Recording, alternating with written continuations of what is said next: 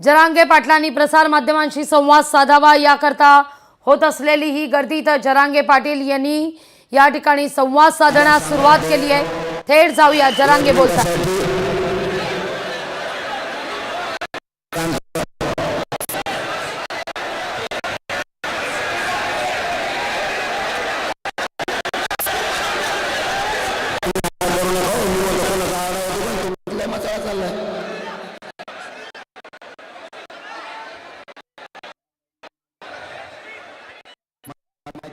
समाजाला मला बोलायचं उपोषण माझं सुरू झालेलं आहे। 10:02 मेघना जरांगे यांनी केलेली ही घोषणा लागवी खरं जर आपण पाहिलं तर केवळ 8 तासांची परवानगी मनोज जरांगे पाटील यांना देण्यात आलेली आहे। हे आंदोलन 8 तासात खरंच संपुष्टात येणार का हा खरा प्रश्न आहे, कारण मनोज जरांगे पाटील यांची भूमिका ही ठाम आहे। काहीही झालं तरी आरक्षण घेतल्याशिवाय मागे हटणार नाही या भूमिकेवर मनोज जरांगे पाटील ठाम आहेत। दुसरीकडे जर आपण पाहिलं तर केवळ 8 तासांची परवानगी मनोज जरांगे पाटील यांना देण्यात आलेली आहे। 10 वाजताची खरं तर ही वेळ होती, ही वेळ आता सुरू झालेली आहे। मनोज जरांगे पाटील यांचे हे उपोषण जे आहे, हे आंदोलन जे आहे, या आंदोलनाला आता सुरुवात झाली आहे।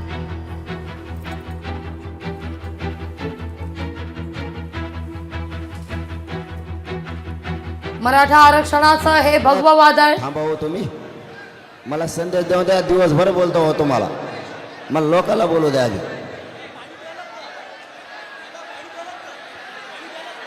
तुम्ही कोणाला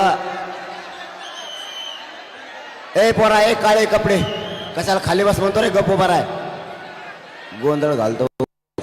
हे काळ्या कपड्यावरच मोगम तुम्ही जास्त बोपाडा।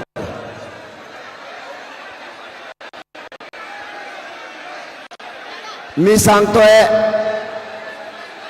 हे सगळ्यांना आता लक्षात घ्या। तुम्ही 5 जण खाली बसा, चला बस खाली, उभर बस बस, घाल नाही तर बाहेर होय, चल।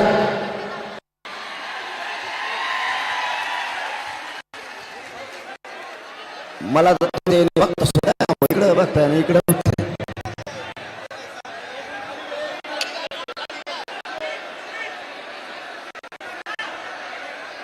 सगळ्याला आवाज येतोय का?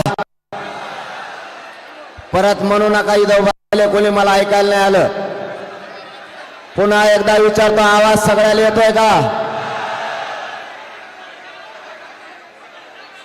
आपलं आमरण उपोषण